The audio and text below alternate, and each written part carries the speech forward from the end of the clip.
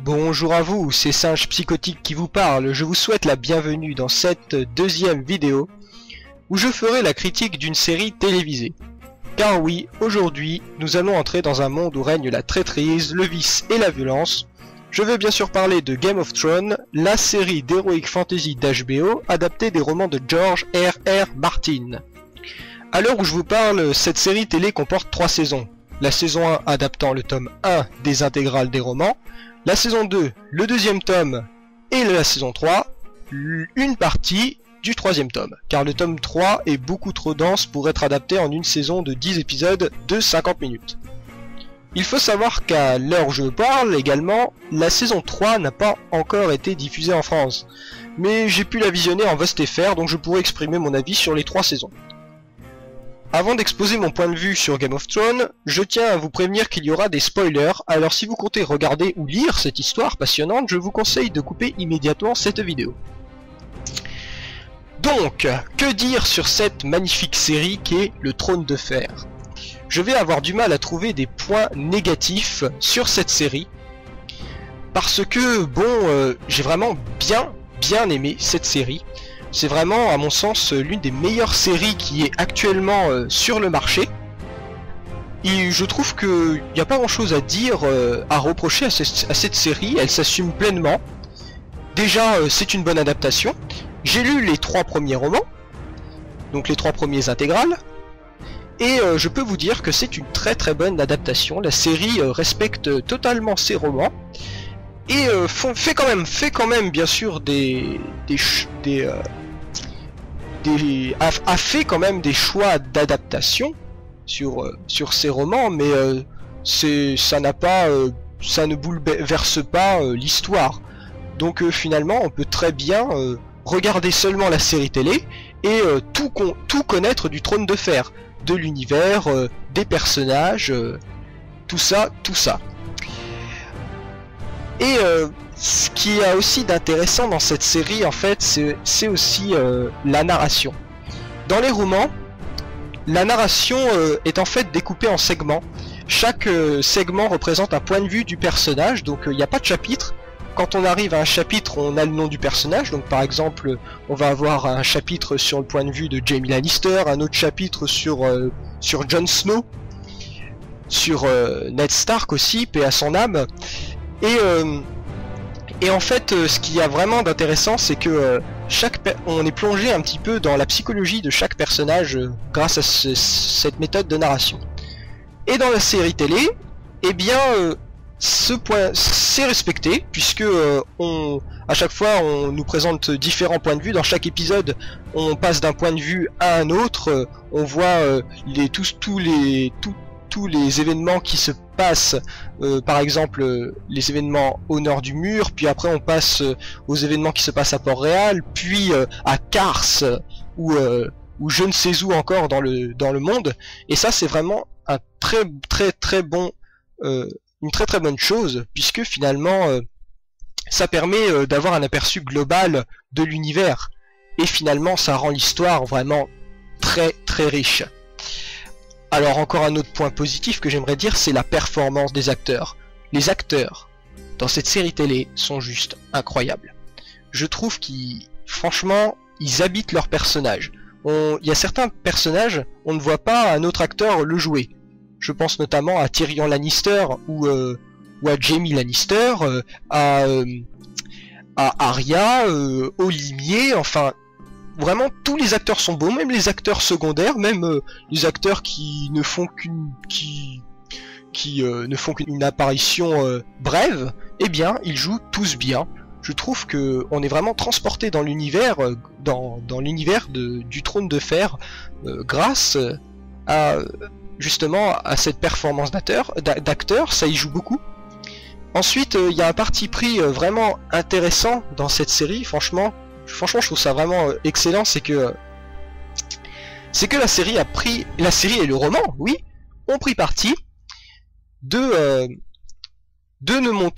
ne pas montrer beaucoup de scènes d'action et de scènes de bataille. Il y a des scènes d'action et des scènes de bataille, ça c'est vrai, il y en a un petit peu, mais ce n'est pas les axes, enfin les éléments principaux que l'on nous montre. On s'attarde beaucoup plus sur les causes qui ont entraîné ces actions, et finalement il y a beaucoup de scènes de dialogue, et pendant ces scènes de dialogue, eh bien, on découvre la psychologie des personnages, les relations qu'ils entretiennent avec les autres personnages. Ça j'ai vraiment trouvé ça bien. C'est l'avantage des scènes de dialogue. De toute façon, voilà, dans une intrigue, ce qui permet de créer de l'attachement pour les personnages, ce qui permet de développer l'intrigue, ce qui permet de fixer des enjeux, ce sont les dialogues. Donc pour moi, plus il y a de dialogue, plus l'intrigue est intéressante, est cohérente, et plus les personnages sont attachants. Et ont une psychologie approfondie. Et dans le Trône de Fer, c'est totalement le cas. Et ça, c'est encore un point positif que je pourrais lui donner à cette série télé. La chose aussi que j'ai vraiment bien aimé dans cette série télé, c'est la musique. Oui, là je vais parler de musique, tiens, tout à coup. Eh bien oui, la musique du Trône de Fer est vraiment exceptionnelle. Elle retranscrit bien l'ambiance. Alors on parle pas beaucoup des musiques, mais ça représente quand même, je dirais, bien 40% de l'ambiance d'un film ou d'une série télé, une musique. Donc pour moi, je trouve que c'est intéressant d'en parler aussi.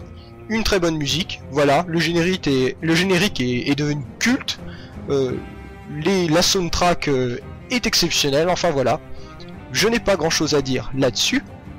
L'ambiance générale de la série est vraiment, change vraiment de tous les univers de fantasy qu'on a pu rencontrer auparavant. On est dans un univers médiéval fantastique, très réaliste, très violent, avec des intrigues politiques. C'est très réaliste. On se dit ça pourrait exister. Voilà. On voit, c'est cohérent, mais à la fois ça représente un peu notre société. Moi je trouve que le Trône de Fer représente notre société.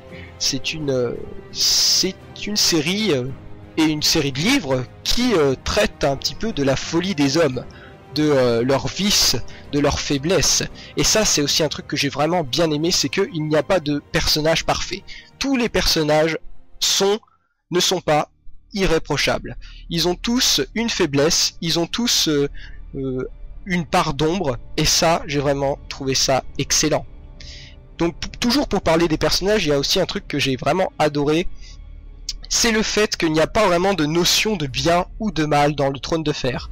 Par rapport au Seigneur des Anneaux par exemple, qui est très très manichéen, eh bien le Trône de Fer non. Chaque personnage a ses intérêts, et on comprend leur motivation, et ça, c'est vraiment génial, parce que du coup chaque personnage vraiment même il y a même des personnages qui font des trucs horribles, et puis au fil de l'histoire on se rend compte que ils avaient des motivations, ils ont des motivations, on les comprend en fait, on comprend leurs motivations, on comprend ce qui les a poussés à agir de cette manière, et voilà. Il y a aussi une évolution de tous les personnages évoluent au cours du Trône de Fer. Je pense notamment à Jaime Lannister qui change vraiment du tome 1. Quand tu regardes Jaime Lannister au premier tome et que tu le vois dans le dernier tome, il y a une différence. Il y a une différence de caractère, de par les expériences qu'il a vécues. Et ça c'est pareil, c'est magique, c'est vraiment bien. Sinon, qu'est-ce que je pourrais dire d'autre franchement? Alors oui, je pourrais pinailler sur certaines choses qui m'ont un chouïa dérangé, mais c'est un petit peu du pinaillage. Je pense notamment à l'utilisation abusive des fonds verts, mais ça, est-ce que c'est vraiment de la faute du Trône de Fer? Je ne pense pas. Pour vous illustrer ça, il y a une scène où Tyrion Lannister est emprisonné dans la saison 1 dans une geôle, dans les geôles célestes des Airiers, et dans sa geôle il a un point de vue absolument spectaculaire sur un paysage fantastique, et ce paysage fantastique est un fond vert, ça se voit, mais il est quand même bien fait, il est vraiment bien fait. mais on voit bien qu'il y a une utilisation vraiment abusive des fonds verts. Il suffit de voir il suffit de voir les vidéos de tournage pour s'en rendre compte. Il y a beaucoup de fonds verts et finalement ça donne un côté un petit peu superficiel à certaines scènes. Mais c'est du pinaillage, parce que bon, on pourrait se dire, si ces fonds verts n'existaient pas, est-ce que la série aurait pu se faire? Et oui, puisque l'utilisation des fonds verts, ça permet parfois de économiser du budget. Et pour une série d'une telle ampleur que le Trône de Fer, ça peut quand même jouer. Mais je dis ça, mais il y a des effets spéciaux qui sont vraiment très réussis. Je pense notamment aux créatures, aux fantastiques. Alors le fantastique est très peu présent dans le Trône de Fer, hein, mais il y en a quand même. Disons que la magie et les créatures fantastiques sont présents, mais ce n'est pas l'élément qui est principalement montré dans l'intrigue. Donc oui, alors les créatures sont vraiment bien faites. Alors pour vous illustrer ça, donc il y a bien sûr dans la saison 2 les dragons. Mais dans la saison 3 par exemple, il y a aussi des trucs que j'ai vraiment trouvé incroyables. Alors quand je lisais le tome 3, je me disais mais comment ils vont faire pour faire les géants? Je me suis dit comment ils vont faire. Mais là je suis beaucoup plus confiant quand j'ai vu dans la saison 3 en fait on peut voir à un moment un géant et j'ai trouvé vraiment super bien fait, j'ai été bluffé et là ça m'a totalement rassuré. Je me suis dit bon c'est bon, ils vont réussir, ils vont faire un truc de fou. Donc voilà. Maintenant, alors je vous ai parlé un petit peu avant que la saison 3 n'adaptait pas tout le tome 3. Elle n'adaptait qu'une petite partie, enfin une petite partie quand même, une grande partie, mais il y a pas mal de trucs qui n'ont pas été décrits dans la saison 3. Et en fait, eh bien, il y a aussi une autre raison. Donc je vous disais que c'était parce que le tome 3 était beaucoup plus riche que les autres tomes, donc du coup l'adapter c'était beaucoup plus difficile. Et il leur fallait 2 saisons pour le faire. Mais en réalité c'est parce que le tome 4, donc je n'ai pas dit que je l'ai lu parce que en fait je ne l'ai pas lu en entier, je l'ai lu que partiellement, j'ai dû arriver à la page 250, 300. Mais c'est un tome qui est très ennuyeux en fait. Parce que pour la petite anecdote, George R. Martin avait l'intention de faire un tome 4 qui devait faire plus de 2000 pages, mais les éditeurs ont dit non, tu fais pas plus de 2000 pages, tu fais maximum 1300 pages, 1400, mais tu ne vas pas plus loin que 2000 pages. Donc du coup George R. Martin a dû diviser son livre en 2, et donc du coup pour que il ait assez de pages pour réaliser ce quatrième livre, il a dû rajouter plein d'éléments qui ne font pas avancer l'intrigue. Donc du coup, on a un livre qui est très mou, où il se passe pas grand chose. Il y a beaucoup de... Alors si vous êtes fan du Trône de Fer, c'est vraiment cool, parce que du coup, il y a beaucoup de descriptions de villes, de personnages, donc ça permet d'enrichir l'univers, mais au niveau de l'intrigue, ça avance pas. Il y a quand même quelques petits éléments comme ça, comme par exemple l'arrivée d'Arya à Bravos, qui est assez sympa, mais sinon, par exemple, il y a toute la partie où Brienne, toute la quête de Brienne, où Brienne essaie de chercher, va faire une quête pour retrouver Arya, mais il se passe pas grand chose, franchement, je me suis un petit peu ennuyé. Et en fait, comme ce tome 4 n'est pas, est assez, au niveau du rythme, le tome 4 est vraiment pas terrible, et donc du coup l'adapter en série ça va être un vrai défi. Franchement voilà, jetez-vous à corps perdu dans cette série télé vraiment exceptionnelle, hein. J'ai pas grand chose à vous dire de plus, hein. Donc je vous encourage à poster des commentaires et je vous dis à la prochaine, salut.